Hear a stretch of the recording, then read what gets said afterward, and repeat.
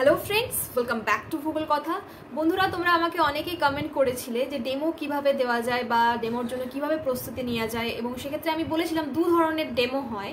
একটা হচ্ছে personal demo, যেখানে একজন বা দুজন বা তিনজন ইন্টারভিউয়ার থাকবেন এবং তার সাথে সাথে তোমারই মতো কিছু ক্যান্ডিডেট থাকবে, এবং ক্লাসরুম ডেমনস্ট্রেশনে মোটামুটি 30-40 মিনিট ধরে তোমাদের পড়াতে হবে, মানে একটা পিরিয়ড তোমাদের নিতে হবে, এবং সেক্ষেত্রে 30-40 জন মতো স্টুডেন্টস ওখানে থাকবে এবং তার পেছনে এক দুজন ইন্টারভিউয়ার থাকবেন।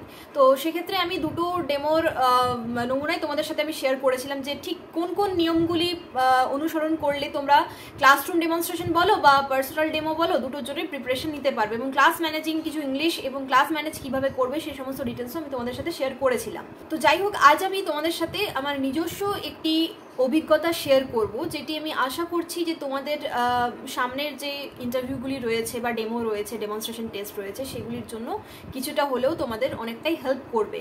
তো যাই হোক, আমি আমার যে একটা ইন্টারভিউ হয়েছিল ডিএবিতে 2022-তে, তো তখনই সিবিটি শুরু হয়।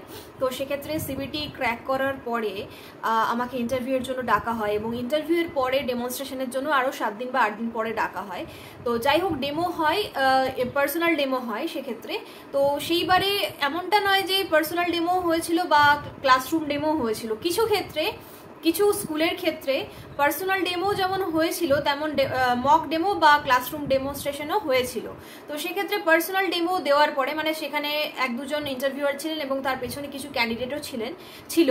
তো সেক্ষেত্রে যাই হোক, পার্সোনাল ডেমো পেড করার পরে আরও 7 দিন পরে আমাকে জয়েনিংয়ের জন্য ডাকা হয়।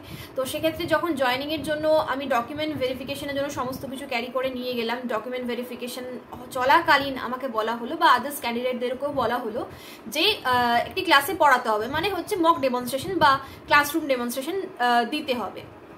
তো সেক্ষেত্রে একজন ইন্টারভিউয়ারই ক্লাসের মধ্যে বসেছিল। তো এটা আমার কাছে খুবই আনএক্সপেক্টেড ছিল, কারণ আমি সবে মাত্র তখন বিএড কমপ্লিট করেছি, এবং সেক্ষেত্রে বিএডের পরে আমি তখন ইংলিশে আমার ফ্লুয়েন্সিও সেরকম ছিল না, এবং ক্লাস ম্যানেজ করার যে পাওয়ারটা সেক্ষেত্রে আমার সেরকম ছিল না, এবং কোনো এক্সপিরিয়েন্সও ছিল না সেক্ষেত্রে।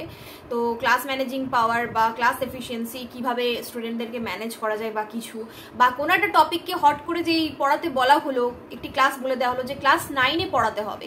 পিজিটি জিওগ্রাফির জন্য আমি অ্যাপ্লাই করেছিলাম সেইবারে। তো যাই হোক, খুবই আনএক্সপেক্টেড ছিল যে ওইভাবে আমাকে প্রম্পটলি ডেমো দিতে হবে, এবং ডকুমেন্ট ভেরিফিকেশনের টাইমে আমাকে বলা হলো যে ক্লাস 9-এ যাওয়ার জন্য, এবং ক্লাস 9-এ গিয়ে দেখলাম যথেষ্ট অ্যাক্টিভ ক্লাস, মানে কোএডুকেশনাল স্কুল এটা। তো সেক্ষেত্রে অনেকটাই কথাবার্তা বা মোটামুটি নয়েজ ছিল, কিন্তু চরম নয়েসি ক্লাসরুম ছিল না ওটা, তবে কথাবার্তা চলছিল। এবং পেছনে যখন ইন্টারভিউয়ার এসে বসলেন এবং আমাকে ডাকা হলো, তো যাই হোক মোটামুটি শান্তই ছিল, তবে নিজেদের মধ্যে কিছু না কিছু কথাবার্তা বলছিল। অবশ্যই এটাই স্বাভাবিক যে একজন নিউ টিচার ক্লাসে এলেন, তো সেক্ষেত্রে তাদের মধ্যে একটা কথোপকথন হবেই, হাসি ঠাট্টা একটু হবেই, এটা স্বাভাবিক, এটা তোমরা ফেস করবে। কারণ অনেকে এমন থাকে অ্যাজ আ ফ্রেশার, যেমনটা আমার হয়েছিল যে অ্যাজ আ ফ্রেশার কিন্তু সেক্ষেত্রে আমি অনেকটাই নার্ভাস হয়ে গেছিলাম, এবং আমার ক্লাস ম্যানেজ করতে অনেকটাই প্রবলেম হচ্ছিল, এবং আমি বুঝে উঠতে পারছিলাম ঠিক কি বললে তারা চুপ করবে বা আমি আমার টপিকে আসবো, এটা আমি বুঝতে পারছিলাম না। এবং ফার্স্ট চ্যাপ্টারই আমাকে পড়াতে বলা হয়েছিল। যাই হোক, আমার যতদূর মনে পড়ছে আমি ইন্ডিয়া লোকেশন থেকে শুরু করেছিলাম।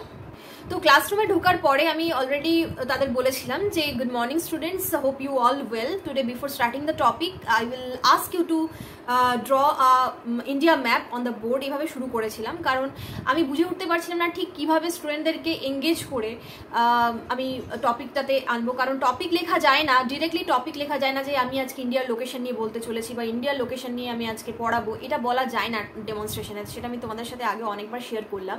তো যাই হোক, সেক্ষেত্রে আমি তোমাদের বলবো যে এই সমস্ত পরিস্থিতিতে কিভাবে হ্যান্ডেল করবে। অবশ্যই এটার একটাই উত্তর যে practice, practice and practice. Practice থাকলে আমার সেই সময়তে আমার প্র্যাকটিস ছিল, কিন্তু সেই প্র্যাকটিসটা আমি অনলি পার্সোনাল ডেমনস্ট্রেশনের ক্ষেত্রে করেছিলাম, কিন্তু ক্লাসরুম ডেমোর জন্য কিন্তু একটু এক্সট্রা কিছু ভাবতে হয় বা এক্সট্রা কিছু প্র্যাকটিস করতে হয়। যেমন ধরো কিভাবে তুমি কোন সিচুয়েশনে কোন ইংলিশটা ইউজ করবে, যেহেতু তোমরা বলো যে আমার ইংরেজিতে জড়তা রয়েছে, সেই কারণে আমি এই সমস্ত কথা তোমাদের সাথে শেয়ার করছি। যে ওই মুহূর্তে কোনো একটা স্টুডেন্ট বেশি কথা বলছে, বা অ্যাজ আ টিচার, তুমি নতুন টিচার, তোমার একটা ইমপ্রেশন ভালো হওয়া উচিত, বিকজ আমি তোমাদের আগের দিনও বললাম যে you will never never get a second chance to make your first impression.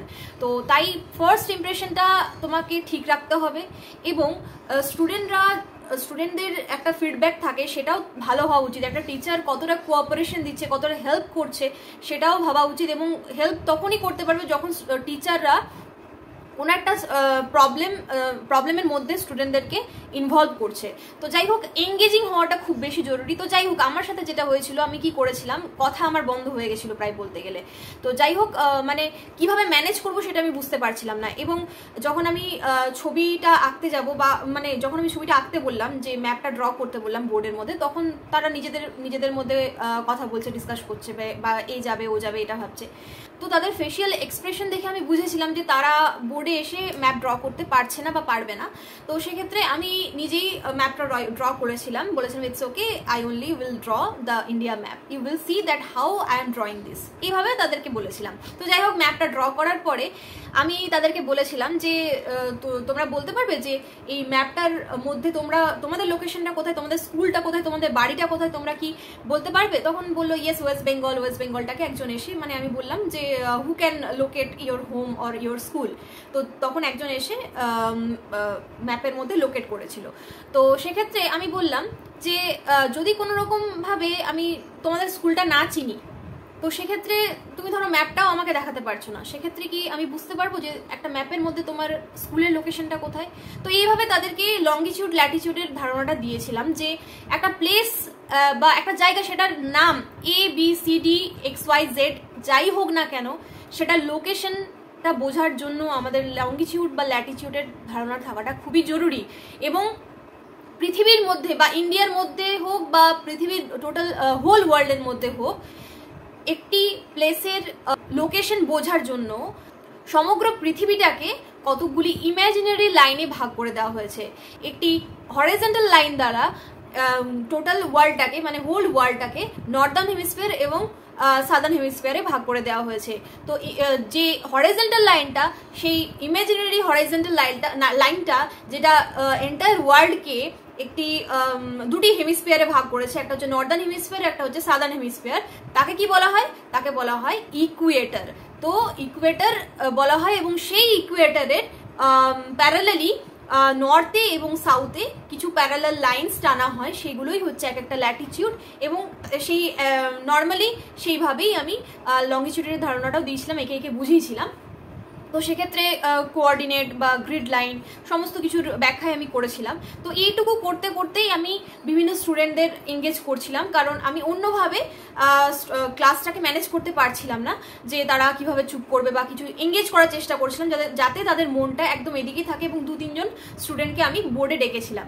তো সেক্ষেত্রে যাই হোক, তো এইভাবে এঙ্গেজ করেছিলাম স্টুডেন্টদেরকে, তাদেরকে লঙ্গিটিউড ল্যাটিটিউড কেন আমরা জানবো, বা কোঅর্ডিনেট কি, বা এটা আমাদেরকে কোনো একটা লোকেশন খুঁজতে কতটা সাহায্য করে, এরকমই রিয়েল ওয়ার্ল্ড এক্সাম্পল তাদেরকে দিয়েছিলাম। যে গাড়ির মধ্যে এখন জিপিএস লাগানো থাকে, তো গ্লোবাল পজিশনিং সিস্টেম, তো সেক্ষেত্রে অনেক স্যাটেলাইট আমাদের মাথার উপরে রয়েছে, যারা সবসময় ল্যাটিটিউড বা লঙ্গিটিউডের ভ্যালুগুলো আমাদেরকে দিতে থাকছে। এবং সেজন্য আমরা কোনো একটা জায়গায় যাওয়ার জন্য, কোনো শপিং মল বা কোনো একটা রেস্টুরেন্ট বা স্কুল বা যে কোনো একটা পার্টিকুলার প্লেস খোঁজার জন্য সবসময় কিন্তু মোবাইলে গুগল ম্যাপটা খুলি। তো এটাও কিন্তু একটা ল্যাটিটিউড বা লঙ্গিটিউডের মানগুলো সেখানে পুট করা আছে বলেই কিন্তু আমরা সেই লোকেশনে, এক্সাক্ট লোকেশনে পৌঁছতে পারছি। তো এরকমই ভেঙে ভেঙে তাদেরকে রিলেট করে করে বোঝাচ্ছিলাম। তো এতেই আমার মোটামুটি 15 মিনিটস কেটে গেছিলো। তো আমি মোটামুটি তাদেরকে এঙ্গেজ করার চেষ্টা করেছিলাম, এবং জিনিসটাকে লঙ্গিটিউড ল্যাটিটিউডের যে ধারণাটা আমার কাছে ক্লিয়ার ছিল, আমি অতটা ভালো করে তোমাদের সাথে শেয়ার করতে পারলাম না। তো যাই হোক, কনসেপ্ট আমার ক্লিয়ার ছিল, বাট কিভাবে স্টুডেন্টদেরকে আরও বেশি করে এঙ্গেজ করা যায় বা তাদেরকে কি করে ম্যানেজ করা যায়, মাঝে মাঝে তারা কথা বলছিল। তো সেই মুহূর্তটা আমার একটু লিমিটেশন ছিল, সেই মুহূর্তটাকে আমি ঠিক ম্যানেজ করতে পারছিলাম না, যে কিছু একটা বলা, যে যাতে তারা শোনে, পে অ্যাটেনশন, শুধু এইটুকুই বলতে পারছিলাম। কারণ খুবই প্রম্পটলি আমাকে উইদাউট এনি প্রিপারেশন আমাকে ক্লাসরুমে ডেমনস্ট্রেশন দিতে বলা হয়েছিল। তারপরে ডকুমেন্ট ভেরিফিকেশনের সময়টাতে শুধু এইটুকু বলে দেওয়া হয়েছিল যে ক্লাস 9কে পড়াতে হবে, কোন চ্যাপ্টার পড়াতে হবে, পড়ানো যাবে বা কিছু। তো ওই মানে ডকুমেন্ট ভেরিফিকেশনের সময় যেটুকু জানতে পেরেছিলাম এবং ক্লাসরুমে যাওয়ার আগে অবধি আমার কাছে মোটামুটি 5 থেকে 10 মিনিট সময় ছিল, তাহলে সেই সময়ের মধ্যে আমি গুগলে দেখে নিয়েছিলাম যে ক্লাস 9-এ কি কি রয়েছে বা কোনটা আমি পড়াতে পারবো। তো সেক্ষেত্রে আমি ক্লাইমেট চ্যাপ্টারটাকে এম করেছিলাম যে ক্লাইমেটটা আমি এভাবে শুরু করব। তো তারপরেও কিন্তু ওটা চেঞ্জ করে দেওয়া হয়, বলা হয় না ফার্স্ট চ্যাপ্টারই পড়াতে হবে। তো সেক্ষেত্রে একদমই আমি প্রিপেয়ার ছিলাম না এটার ক্ষেত্রে। তো তাও আমি চেষ্টা করেছিলাম এই ইন্ডিয়ার লোকেশনের ব্যাপারটাকে এক্সপ্লেন করার, স্টুডেন্টদেরকে এঙ্গেজ করার যতটুকু পেরেছিলাম। তবে কোনো জায়গায় আমি খুব একটা আটকাইনি, কিন্তু আমি কিভাবে ক্লাসটাকে ম্যানেজ করব, কারণ খুব যে বেশি নয়েসি ক্লাসরুম ছিল তা নয়, কিন্তু কথা একটু আধটু বলে। ক্লাস 9-10-এর বাচ্চারা বা 6-7-এর বাচ্চারা প্রায় খুবই কথা বলে। তো 11-12-এর বাচ্চাদের ডেমো দিতে গিয়ে অতটাও প্রবলেম হয় না যতটা 10 অবধি ক্লাসের বাচ্চাদের সামনে ডেমনস্ট্রেশন দিতে গিয়ে প্রবলেম হয়। তো সেক্ষেত্রে তাও যতটুকু কথা বলে সেটুকু ম্যানেজ করার ক্যাপাবিলিটি একটা টিচারের হওয়া উচিত, সেই হিসেবেই কিন্তু তোমরা প্রিপারেশন নেবে। তাই ক্লাসরুম ডেমো তোমরা কিভাবে দেবে সেই বিষয়ে আমি তোমাদের সাথে লাস্ট ভিডিওতে আলোচনা করেছিলাম, কিছু টিপস তোমাদের সাথে শেয়ার করেছিলাম। ইংলিশটা কিন্তু তোমাদের চরমভাবে প্র্যাকটিস করতে হবে এবং ডেমোর পুরো লিস্টটা, ডেমোতে কি দিতে চলেছে ইন্ট্রোডাক্টরি পার্ট থেকে নিয়ে শেষ অবধি সমস্তটা লিখে তোমরা প্র্যাকটিস করতে থাকবে এবং ঘরে একটি হোয়াইট বোর্ড অবশ্যই তৈরি করে নেবে যেভাবে আমি বলেছিলাম, এবং মার্কার নিয়ে, ডাস্টার নিয়ে তোমরা যে কোনো একটি বিষয়, ছোট্ট টপিক, সহজ টপিক ভালো করে ডেমো তৈরি করে প্রতিদিন প্র্যাকটিস করতে থাকবে। প্র্যাকটিস ছাড়া কিন্তু সম্ভব নয় কোনো একটা ক্লাসরুমের ডেমো দেওয়া বা পার্সোনাল ডেমো দেওয়া, এটা আমি তোমাদের সাথে শেয়ার করেছিলাম। তো যাই হোক, এক্সপ্লেন করার পরে আমি বুঝতে পারছিলাম না যে আমি কিভাবে শেষ করব, কারণ চ্যাপ্টারটা অনেকটা মোটামুটি বড় ছিল। আমি এটা বুঝিনি যে আমাকে 40 মিনিটসই নিতে হবে, এটা একটা বড় বিষয় যে 40 মিনিটসই আমাকে টাইম দেওয়া হয়েছিল, একটা পিরিয়ড নিতে বলা হয়েছিল। তো সেক্ষেত্রে আমি যখন এক্সপ্লেন করলাম ইন্ডিয়ার নর্দার্ন পয়েন্ট, ইন্ডিয়ার southern point, eastern point, western point, তো সেক্ষেত্রে আমি ওই সমস্ত একদম লাস্টে আলোচনা করার সময় আর আমি তাদেরকে কোয়েশ্চেনিং করার সুযোগটা পাইনি, তার আগেই বলা হয়েছিল ইটস ওভার, এবং মোটামুটি 20 মিনিট মতো আমি পড়িয়েছিলাম। তো শেষে আলটিমেটলি আমি কোনোরকম ইভ্যালুয়েট করা, যেটা আমি তোমাদের বলেছিলাম যে 5E মডেলটাকে কিন্তু ফলো করা উচিত। প্রথমেই টপিকটা না বলে দিয়ে কোনো একটা ইন্টারেস্টিং কিছু বলে স্টুডেন্টদেরকে এঙ্গেজ করা উচিত। এঙ্গেজের পরে তাদেরকে কিছু কাজ দেওয়া উচিত যাতে করে তারা বুঝতে পারে, তাদের মনে প্রশ্ন তৈরি হয় এবং তারা চিন্তা করতে শেখে, সেই বিষয়টা সম্পর্কে আগ্রহটাকে গ্রো করতে পারে। তো সেটা হচ্ছে এক্সপ্লোর। তারপরে এক্সপ্লেন করবে টিচার, তারপরে এক্সপ্লেন করার পরে পরে সেটাকে এলাবোরেট করবে এবং পুরোপুরি জিনিসটাকে একে অপরের সাথে কানেক্ট করবে, এবং তারপরে যদি কিছু কোশ্চেন থাকে স্টুডেন্টদেরকে জিজ্ঞাসা করবে টিচার, বা কোনো ডাউট থাকলে জিজ্ঞাসা করবে, এবং তাতে করে অনেকটা এলাবোরেশন হবে জ্ঞানের। তারপরে টিচার যেটা পড়ালো সেটা রিভালুয়েট করবে যে এন্টায়ার দ্য লেসন টিচার যেটা বললো, বোঝালো, সেটা স্টুডেন্টরা বুঝেছে কিনা। সেই কোশ্চেনিং পার্টটা অবশ্যই রাখা উচিত অ্যাটলিস্ট 5 মিনিট। যদি 40 মিনিটসের ক্লাস দেওয়া হয়, 5 to 10 মিনিটস এই ডিসকাশনটা রাখা উচিত যে কতটা বুঝলো, কোশ্চেন করা উচিত, কতটা বলতে পারছি এটা দেখা উচিত, না হলে টিচারকে আরও একবার এক্সপ্লেন করে দেওয়া উচিত। তো যাই হোক, কোশ্চেনিং এর পার্টটা আমি আর করতে পারিনি, কোশ্চেনিং করার এক সুযোগ পাইনি। এক্সপ্লেন করার পরে আমাকে বলা হয় ইটস ওভার, টিচার উঠে চলে আসে, আমিও বেরিয়ে যাই, okay class, thank you very much for your cooperation, এরকম বলে আমি বেরিয়ে চলে আসি। এবং তারপরে আবার ভেরিফিকেশনের কথা বলা হয় এবং পোস্টের কথা বলা হয়। তো সেক্ষেত্রে টিজিটি পোস্টের জন্য তো আমি অ্যাপ্লাই করিনি, পিজিটি জিওগ্রাফির জন্য করেছিলাম। তো সেক্ষেত্রে আমাকে তখনও পোস্টিংয়ের কথা কিছু বলা হয়নি। স্যালারি ডিটেলস আমি তোমাদের সাথে নেক্সট ভিডিওতে শেয়ার করব, এবং এখনও পর্যন্ত সেমি স্যালারি আছে। প্রথমেই কিন্তু ডিএবি অ্যাজ পার্মানেন্ট টিচারের মতো কিন্তু কখনোই স্যালারি অফার করে না, সেক্ষেত্রে স্যালারি কিন্তু অনেকটাই কম থাকে কন্ট্রাকচুয়ালদের ক্ষেত্রে, বাট সেটা আদার্স যে সমস্ত প্রাইভেট স্কুলস রয়েছে তাদের ক্ষেত্রে তাদের চেয়ে একটু বেশি থাকে ডিএবিতে, এবং অ্যাটলিস্ট 2 to 3 ইয়ার্সের, ওয়েস্ট বেঙ্গলে একটু বেশি সময় নেওয়া হয়। অন্যান্য ক্ষেত্রে 6 মাস 1 বছরের মধ্যে কিন্তু পার্মানেন্ট করে দেওয়া হয় এবং স্কেল দিয়ে দেওয়া হয়, কিন্তু ওয়েস্ট বেঙ্গলে কম্পিটিশন বেশি বলে পার্মানেন্ট করতে অনেকটাই দেরি করে, এবং যথেষ্ট এফিশিয়েন্ট টিচার্স আছে এরকম যারা এখনো পর্যন্ত পার্মানেন্ট হয়নি, তবে পার্মানেন্ট করে দেওয়া হয়, ভ্যাকেন্সির উপর নির্ভর করে, স্কুল ম্যানেজমেন্টের উপর এটা নির্ভর করে। আমি তোমাদের একটাই বিষয় বলবো, যদি তোমরা এখনো পর্যন্ত অতটা প্রিপেয়ার হতে পারোনি এবং তোমাদের ডেমো চলে এসেছে, ডেমনস্ট্রেশন টেস্টের সময় চলে এসেছে, এবং আরও ইন্টারভিউ ডেমনস্ট্রেশন আসতে চলেছে, প্রচুর প্রাইভেট স্কুল থেকে ভ্যাকেন্সি ডিটেলস আসছে, এবং কেভি এবং ইএমআরএসেরও পার্মানেন্ট টিচার ভ্যাকেন্সি ডিটেলস আসতে চলেছে। তো সেক্ষেত্রে ডেমোটা classroom demo plus personal demo demo দুটোর জন্যই তোমরা প্রিপারেশন শুরু করে দাও। এবং হোয়াইট বোর্ড বারবার বলছি বানিয়ে নাও ঘরে, না হলে কিন্তু তোমরা কোথাও গিয়ে ডেমো দেওয়ার সাহস দেখাতে পারবে না। তো প্রতিটা টপিককে ভাগ করে নাও এবং সেই অনুযায়ী খুব সহজবোধ্যভাবে জিনিসটাকে তৈরি করো যে কীভাবে এক্সপ্লেন করবে, এবং প্রতিটা ক্ষেত্রে diagram, points, mental map use করো। আরও একটা বিষয় তোমাদের বলি যে এই যে আমি বললাম যে ওখানে আমার কথা বন্ধ হয়ে গেছিলো অতজন স্টুডেন্ট দেখে, এবং আনএক্সপেক্টেডলি আমাকে ক্লাস 9-এ দিয়ে দেওয়া হয়েছিল এবং আমি জানতামই না যে আমাকে ওই চ্যাপ্টারটাই পড়াতে হবে।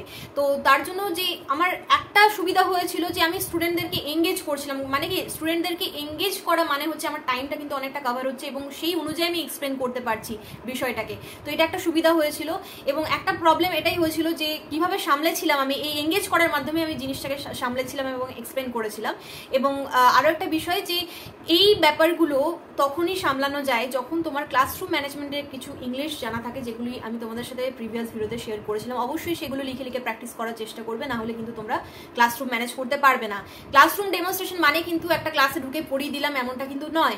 প্রথম থেকে তোমাকে জিনিসগুলোকে বুঝতে হবে যে একটা ক্লাসের পরিবেশ কীরকম হতে পারে, কত ধরনের পরিবেশ হতে পারে, এবং সেগুলোকে ট্যাকেল করার জন্য একটা টিচারের চরম প্রকারের এফিসিয়েন্সি থাকা উচিত, এবং তার জন্য ইংলিশে ফ্লুয়েন্সি বা ইংলিশে কমিউনিকেশন স্কিলটাও কিন্তু খুব ভালো থাকা উচিত। তাই বলবো জয়েনিং করো না করো তোমরা প্রতিটি স্কুলে ইন্টারভিউ এবং ডেমনস্ট্রেশন টেস্ট অ্যাটেন্ড করো এবং ফ্রেশার হলেও অ্যাপ্লাই করতে থাকো। এতে করে তোমরা অনেকটা এগিয়ে যাবে, কনফিডেন্স গেইন করতে পারবে। প্রতিদিন এক একটি টপিকের উপরে তোমরা লেসন প্ল্যান তৈরি করো এবং ভাবো যে পরের দিনই স্কুলে গিয়ে তোমাদের ওটা পড়াতে হবে বা বোঝাতে হবে। তো এইভাবে লেসন প্ল্যান তৈরি করতে করতে যখন তোমরা হোয়াইট বোর্ডে প্রতিদিন প্র্যাকটিস করতে থাকবে ওই ভীতিটা তোমাদের কেটে যাবে। এটা আমি তোমাদের সাথে বারবার শেয়ার করেছি।